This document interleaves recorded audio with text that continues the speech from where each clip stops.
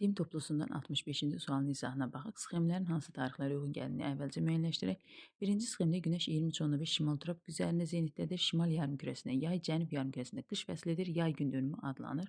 İkinci sxemdə Günəş cənub tropik üzərində zenitdədir. Cənub yarımkürəsində yay, şimal yarımkürəsində qış fəslidir. Qış gündönümü adlanır. Variantları uyğunlaşdıraq. Şimal qütb dairəsində qütb gecəsidir. Günəş cənub tropik üzərində zenitdə olarkən şimal qütb dairəsində qütb gecəsidir. Bu birinci sxemə uyğun gəlir. Yerin Günəş ətrafında meyli hərəkəti nəticəsidir. Hər ikisinə aiddir.